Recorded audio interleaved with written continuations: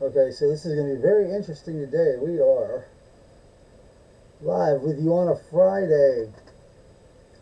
We're going to start the new podcast for you guys. Oh goodness, why are you off to a bad start there? Uh, Hello. So anyway, I know I've been talking about it and ended up talking about politics the whole time, so we're not going to do that anymore. We're actually going to go into some more of the ideas behind what I'm going to be doing on the podcast and vodcasts. So anyway, I feel like right now more than anything, we need relief from overthinking most of the time. I know I do, from a standpoint myself for sure. But a little background on myself. I've been a big proponent of popular culture in general my whole entire life. Um, I was an 80s baby. Uh, actually, really grew up watching older television shows, like stuff that came on at Nick at Night back when they were showing black and white. And a lot of people don't remember that. They remember Friends and stuff being on Nick at Night. That's not how it was when we were growing up. A lot of my music influences, a lot of my television influences came from that. And I've probably, I'm not saying more than anybody in the world, because that would be a claim that just would be absurd. But I can say without a doubt that I've seen full entire runs of shows probably more than most people I ever run into. From a standpoint of like, over time, I've probably seen the full run of 100 different shows. I can name back from a childhood, this is Dobie Gillis, Donna Reed. We used to watch the Monkees episodes that came on at night. Me and my best friend Donnie used to love them. I actually still do. Let me phrase that. Uh, Going into some stories about that later on some of these podcasts. But, you know, at the grain of all of it, like, I love Lucy Dick Van Dyke. Back when everything started to go into color, Green Acres, uh, um, Mr. Ed, of course, Bewitched and I Dream of Jeannie. Like, it goes on, and until the 80s. So, you know, I've always been one of those people that have been pretty in tune with and up to date on popular culture. Uh, Not from a standpoint where I would say I nerd out, but you know, I'm very opinionated about it. So that's a little background about me. Uh, and the other thing is, I love animated adult shows. If that makes any sense. Like, I think The Simpsons, even though it's good for kids in a way, you know, it still has a lot of obviously adult themes and overall spectrum of life that The Simpsons touches on. Same thing with The Family Guy, Bob's Burgers, South Park, which is an ingenious commentary, weekly commentary.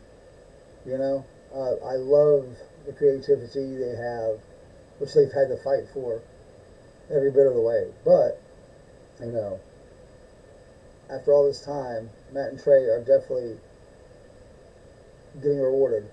If you've seen their Paramount Plus deal, it's redonkulous. For just doing what they've been doing this whole time, really. But it's so poignant, and man, they have just like they. Sometimes it's hard to tell exactly what they believe, at least from my standpoint, because they just go at every topic. You know what I mean? Like, if you have seen any of the recent South Park episodes after the pandemic. Um, they've been very, not confusing to me, but from a standpoint of trying to exactly tell what they honestly believe, because they're giving you both sides. They're giving you what the people on the left and the media, mainstream media, will label as conspiracy theorists. I guess I definitely fall in that category. But at this point, that's really tough to call anybody that you were 2 years ago, because everything is fucking came true. So you can't call it conspiracy. You can't call me a crazy person, because a year and a half, 2 years ago, I was telling you about the Great Reset. But no one wanted to fucking listen. But now, like, it's, you know, if you still don't understand that or believe that it's happening, here's your sign. Like, you need a dunce cap, you need a timeout, you need to go sit in the corner and reevaluate things. Because you can type the shit into your computer and it'll take you there. But anyway, if you don't understand and fail to learn what they're doing, then whatever happens to you, just, I don't feel bad. But anyway, getting off topic, not trying to at all go down this. So, what I came on today, I wanted to talk about as a kind of precursor for things, and hopefully get the ball rolling into people calling in, or excuse me, emailing in, and, you know, chiming in themselves. But, so, I guess it happened from an early age. Like, me and my mom used to, I knew when it was time to watch Cheers every week. Then as I got a little bit older, when it was time to watch Roseanne every week. And then I picked up my shows as I went along and got older. Man, when I stopped to think about it, it's actually nuts. The shows that I've watched and seen all of it. And so, for the first couple of episodes, I'm going to talk about finales of shows that myself and millions of people have adored. And throw out some ideas and some fan theories, and just, you know, opposite of my frame of thought on certain shows. Well, cut to 2004. I watched every episode of Friends every night for 10 freaking seasons the night it came on, or recorded it and watched it later that evening, whatever, you know what I mean? Like, I was, even as a 14-year-old when that show came out, it was funny. And I really want to have somebody on here in the near future that get into this whole debate of the greatest comedy show of all time and vice versa. And somebody, please, that is of that mind frame, opposite of mine, that Seinfeld, the show, not the person, not Jerry himself, but the show, just gets on so many lists of the top comedies and top finales and all these lists I just don't get. And I've watched more than enough episodes of the show. I guess it's to each his own.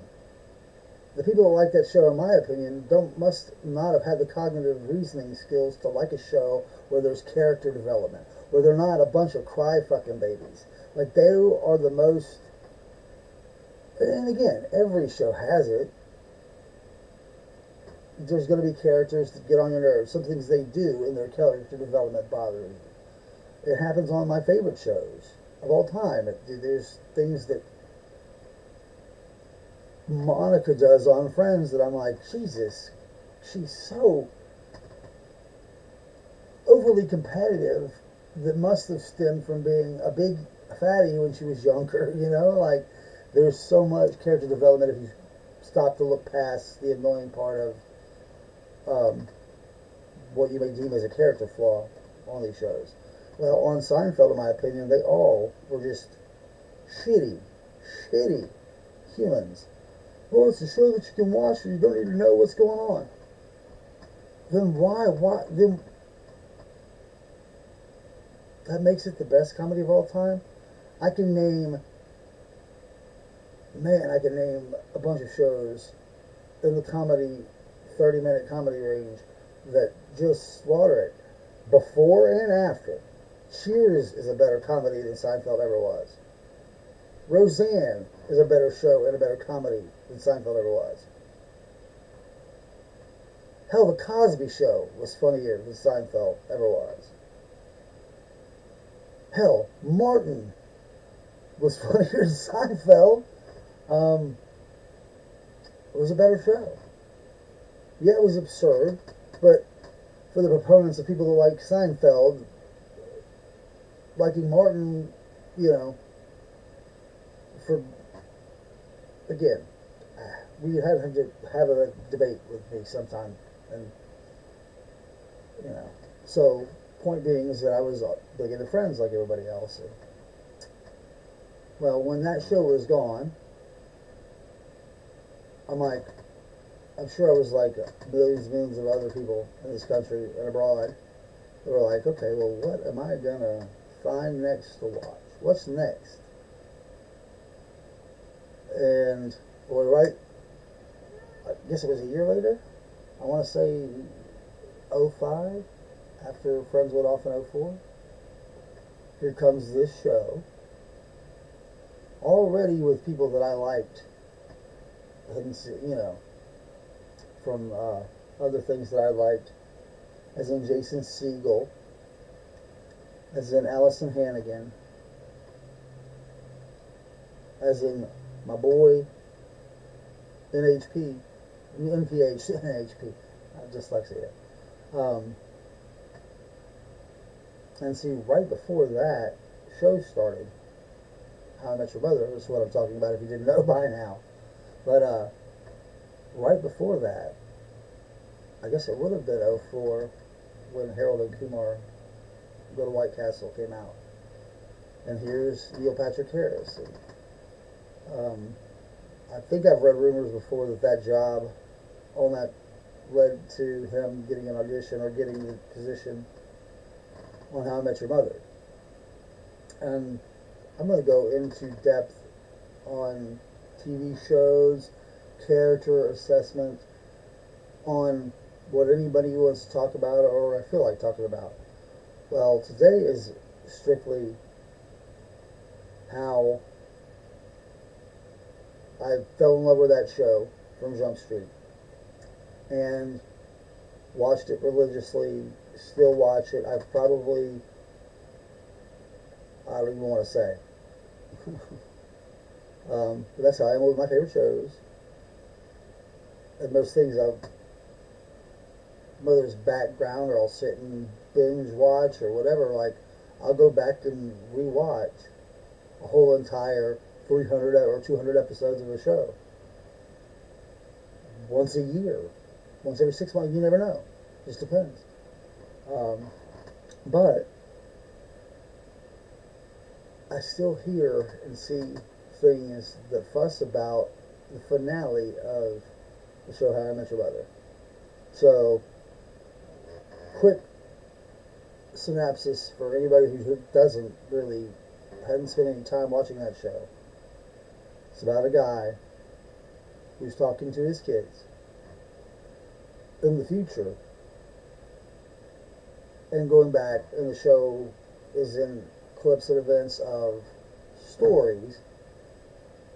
It's the best way to explain it, like his life in his 20s with his friends in New York City. And all the shenanigans that led up to him meeting the mother of his children that he's talking to. So, here's some spoilers. So if you want to watch the show and haven't seen it, you may want to just close your ears for 30 seconds. Spoilers. At the end of the show, the way the finale ends is, at least the network version,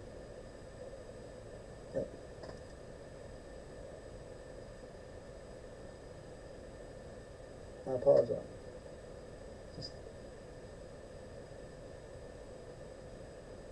My neighbors have no couth. Um, like seriously. But anyway, he what you think is going to happen doesn't happen. He meets his wife, gets married, she dies,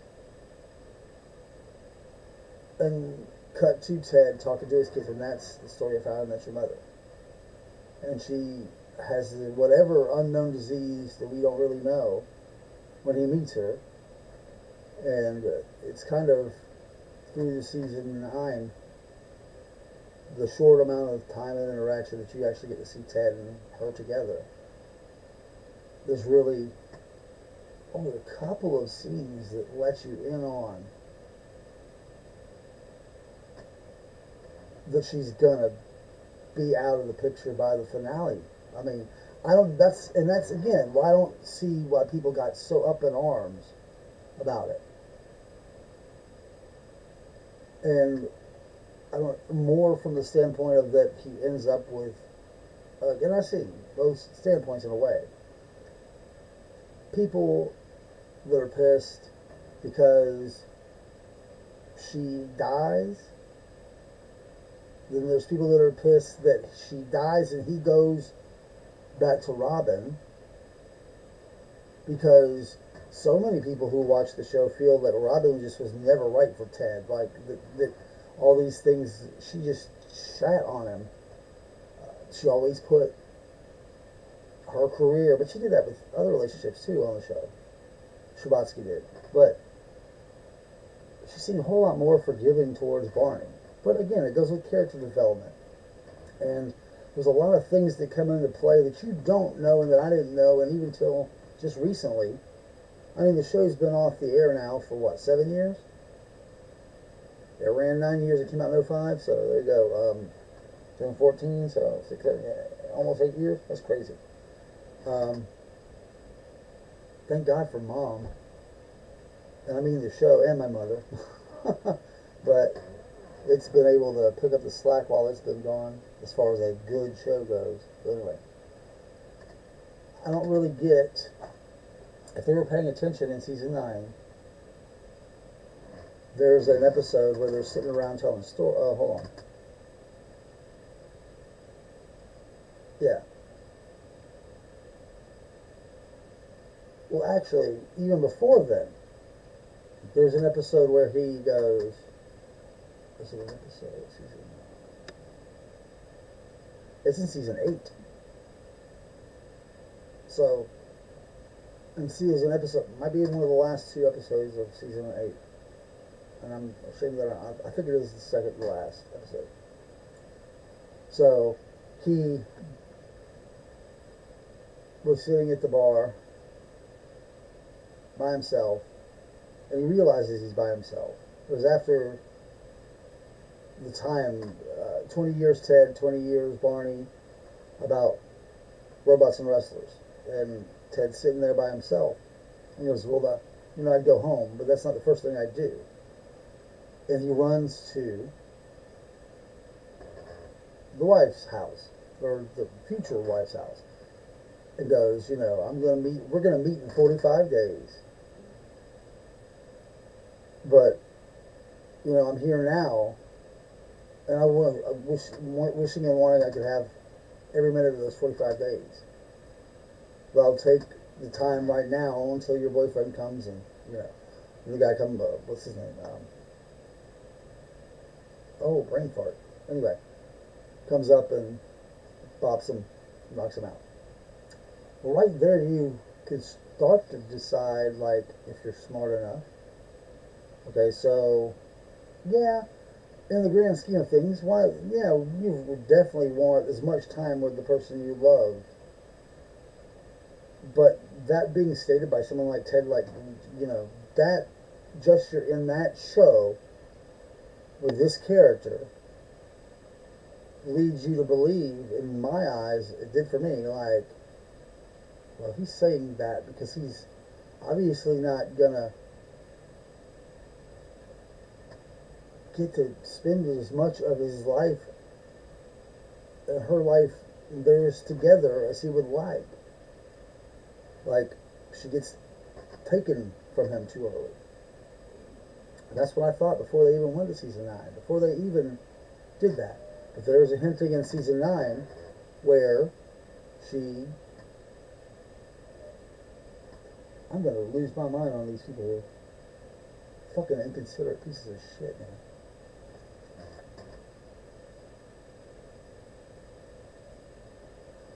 Anyway, they're talking about stories, and he goes, well, what mother isn't going to show up at their daughter's wedding? And Ted starts to tear up. So that's before the finale. How do you not know where they're going? How do you not know she's sick at this point? If you care so much about the show to be up in arms about the finale, how didn't you see that coming? So what are you really mad about? What are you really upset about? That he ends up with Robin? Or that she dies? So, I'm going to read one excerpt. I liked the ending, and I liked the DVD ending where they give you the alternate ending. I don't know if everybody's seen that. I own all the DVDs. So, I knew that from Jump Street there was an alternate ending, but so I want to read this idea that this guy had about the show, which is pretty cool, and then I'll call it quits for today. But so a very cool little thing here. Okay. So answer to why so many friends or people are mad about the ending here, but this is really cool. At least I thought of it. Okay. The show is premised on a father voiced by Bob Saget telling his two children, played by David Henry and Lindsay Fonso. Oh, I'm sorry, this is not right. Hold on. It's not the one I was talking about. There it is.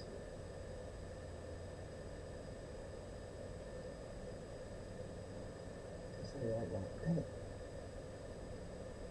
I apologize. Give me 1 second. Cut this out. Except for the live stream. And I will be doing an audio broadcast of this live stream. So, and I ran into this question because I thought it was the hue on my TV or my computer screen when I was watching some episodes from season 9. And it seemed like everything, and again, this show, the writers of the show, Carter Bays and Thomas, are really good, and always put in what are called Easter eggs or little things, just little thoughtful things. It seems like if you watch season 9, and I know it's supposed to be during the spring, I guess, but everything's fucking pastel and purple, like it's purple colors, and I thought it was my screen. I thought the hue was off or something. I was like, what in the blue hell? But so I typed in, like, what's the deal with season 9 and purple? Well, it's very cool little idea. I'm going to reach a theory I'm going to come back to and talk about some other time down the road. But, this was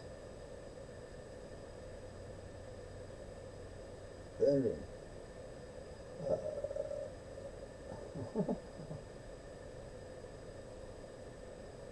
So let's read this one real quick. Why did the ending of How I Met Your Mother suck? It didn't. Warning. Spoiler alert.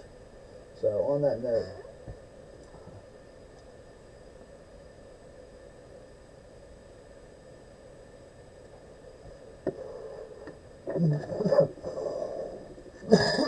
excuse me, people.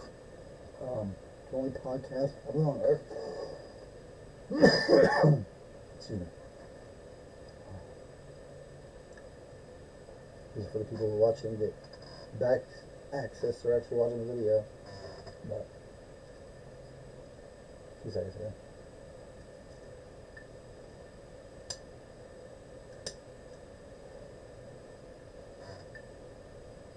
Okay, so here we go.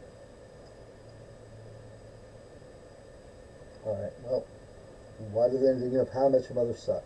It didn't. Warning, spoiler alert. But honestly, if you're viewing this question or asking this question without seeing the finale, you're just a bad person. To the ending now. It was a beautifully written ending that has been the framework of the ending since the show's beginning. Assuming it didn't get cut after one season, in which case Victoria would have been the mother. And that's the true story. Okay. Well, there are aspects of the ending that even a mega fan like me didn't necessarily want to happen. Barney and Robin's divorce. The group finally deciding to part ways with the department. But everything came full circle in the end. People say, how can you kill off the mother, who is the titular character? Sorry, but she isn't the main character. Ted is. You know? It's not about her. It's about him and his kids and his friends that he made in New York. So, anyway. Sorry, but she isn't the main character. Ted is the main character, along with his friends. I enjoyed something I read from another answer to a similar question. The show wasn't called How I Met... How I Spent Time with Your Mother, or The Life of Your Mother and Me. The show was called How I Met Your Mother. The show was about Ted meeting the mother, so whether she lived to the year 2030 wasn't really relevant.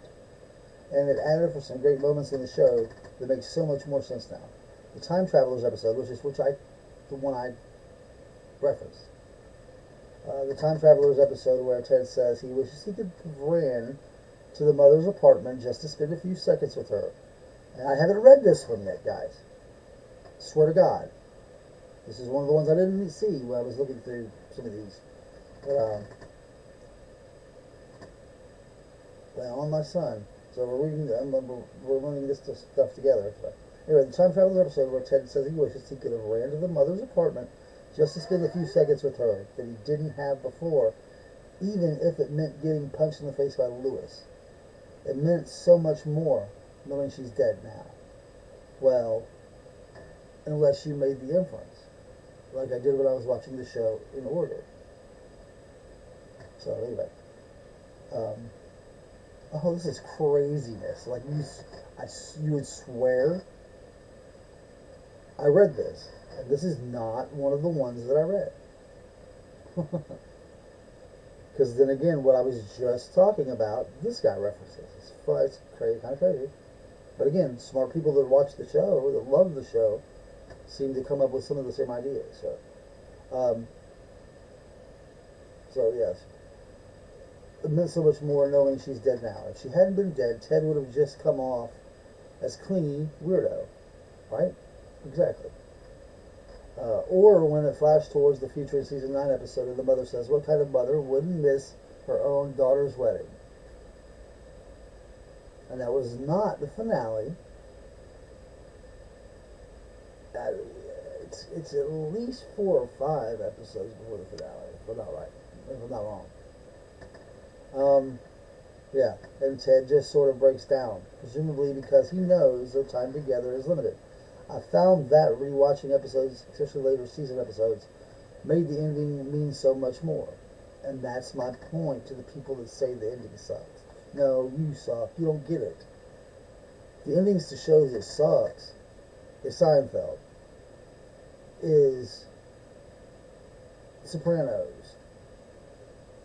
The good shows with good endings have been Cheers. Friends, for the most part. You couldn't have that show end and then not get back together. Just saying. How could you end that show that way? But anyway, we're gonna hit some point come to Friends. So stay tuned for that. But we're on How I Met Your Mother now. Damn it. Damn it. So anyway, you have to cherish those you love because not everything works out.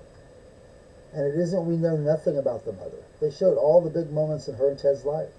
They had an entire episode dedicated to her. They showed their first date, the proposal, when she found out she was pregnant, on their way to the hospital to have their second child, even in season 7. First time Ted told her he loved her. Now, the controversial part. He ended up with Robin. I actually like that part. And they don't you don't know that they end up together. He asks his kids, well, actually, his kids kind of tell him, like, so, this really the story of How I Met Your Mother? Because it ends up, see, I think it's about the story of, like, how you're so in love with Aunt Robin. And he's like, you totally missed the point of this whole story. And they talk him into going after her. And the show ends with him holding up the blue French horn. So you don't know as of yet, unless they do another season, or they hint at it on How I Met Your Father, which is the spinoff with Hilary Duff, what they plan on doing. Like, you don't really know if they end up together, and if they even that far into the future, they could still be in their 30s on the show if their characters make a cameo on the spinoff. Anyway, so this whole idea that just because that happened again, that past 2030, that Ted and Robin end up, that's just a premise. That they're giving it a shot. That's all you know at this point. His kids have said, it's okay to move on. We know you love Mom. She's gone. But we know you love Aunt Robin too. So, give it another shot. That's a great ending to a damn show. Where the premise from Jump Street was talking to your kids after their mother has passed. Because you almost know that from fucking Jump Street. Because if he was talking to his kids about his wife, why the hell doesn't she walk through? Why isn't she, you know what I mean? You know she's out of the picture. In the future, he's telling stories to his fucking kids. She's probably not around anymore. So this whole idea about the getting upset at the ending is just, it was just never something that I even felt. So anyway, now the country. To end up with Robin. I actually like that part. Ted in season 7 and 8 and 9 was completely in love with Robin. Dude, 7, 8, and 9. More than that. But he was really distraught in certain of those seasons when, you know, I don't want to give away too many spoilers, but hopefully people that are still listening are fans of the show. I wouldn't see why you would stick around for way too long, but, or maybe this will turn you on to one of the best shows of the past 30 years. So, but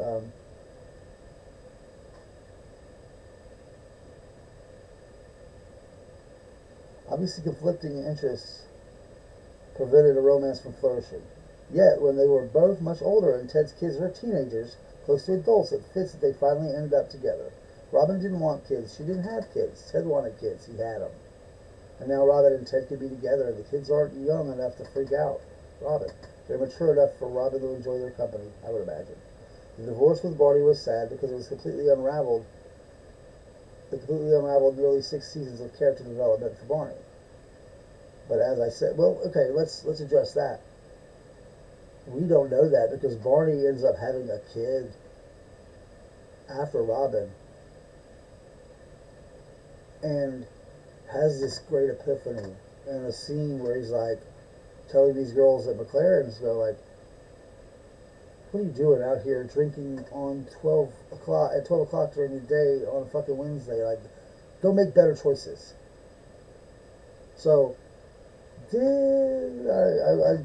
tend to disagree with this because his character development, even after the divorce, yeah, he went on his, you know, if I can't make it work with Robin, who in his eyes was like, would have been his perfect mate, obviously, for Barney Stinson to, you know, walk it down an altar and commit to anybody.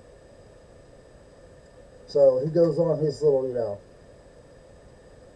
Bangtoberfest and whatever the hell. That's from another season, but anyway. Um, and gets a woman pregnant, and it changes his life. But he holds this, one of my favorite scenes in any show, period. Period. Any show that I've ever seen, one of the best scenes, the most moving scenes of all time, is where he actually says the line to a girl before the baby. He goes, "What do you think? I'm just gonna like." He grabs this girl and goes, "You are my heart. Everything I have is yours. Everything, you know." And when he holds this baby in his arms, hands for the first time, and he says those exact things with tears streaming down his eyes. It's just absolutely one of the best scenes of all time in any show. And oh, do I?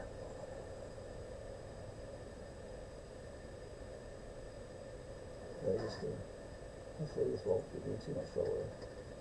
Oh,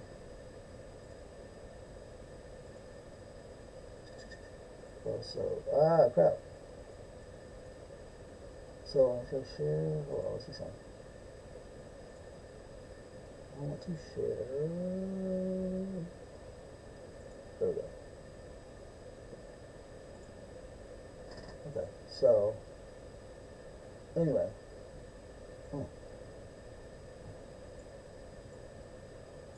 What we're going to do is go by episode here, which is just for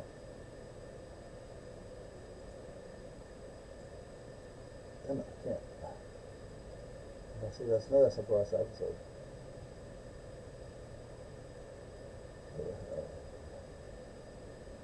I don't even know. Let's see. I think that's right.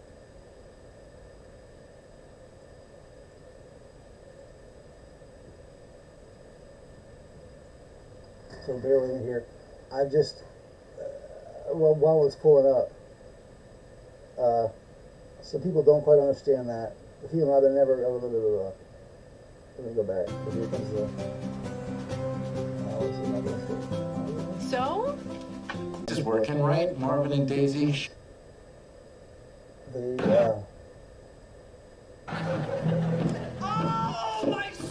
So this is after the divorce, guys. So Barney and Robin have already divorced at this point, right?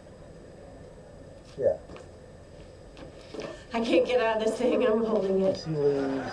Wait, are you leaving? Yeah, I got a big day tomorrow. I gotta get some sleep. No, you can't leave. This is a big moment. We're saying goodbye to the apartment. The whole gang has to be here. The gang? Do you know who the gang is to me, Lily? Here's what the gang is. The gang is a married couple who I never see anymore about to have their third kid. It's my ex-husband hitting on slutty cops right in front of me, and it's the guy I probably should have ended up with the beautiful mother of his child.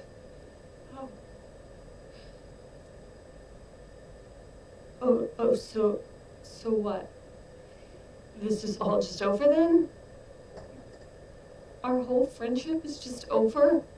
What? No, of course not. We'll always be friends. It's just never gonna be how it was.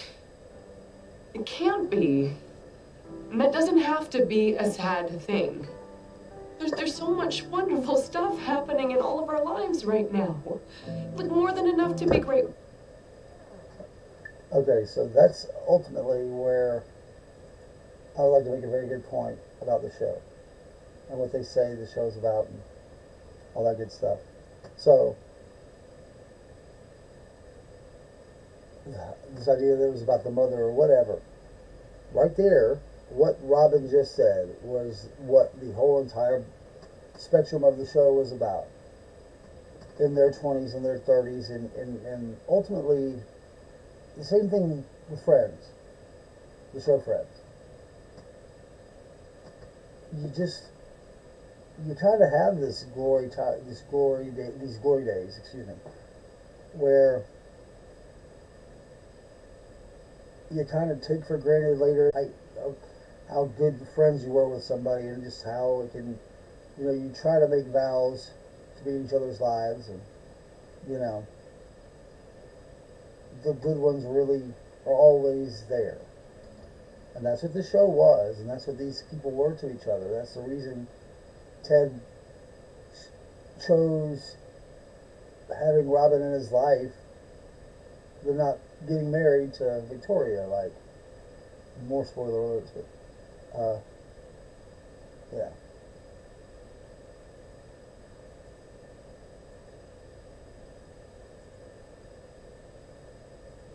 Let me get to this after this. It has to be the next episode, man. We'll be like, you asshole. So what she says here, real fast, I feel like I won't get dinged for doing this, but like, I don't know, I don't see what the deal is. Like, I own all these episodes, so just my ass. Anyway, just kidding.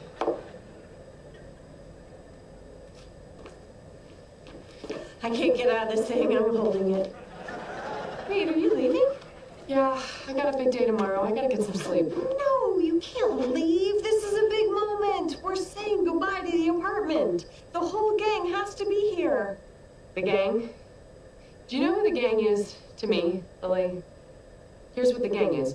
The gang is a married couple who I never see anymore, about to have their third kid. It's my ex-husband hitting on slutty cops right in front of me, and it's the guy I probably should have ended up with the beautiful mother of his child.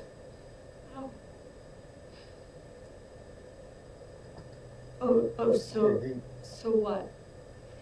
This is all just over then? Our whole friendship is just over? What? Of course not. We'll always be friends. It's just never gonna be how it was. It can't be. And that doesn't have to be a sad thing. There's so much wonderful stuff happening in all of our lives right now.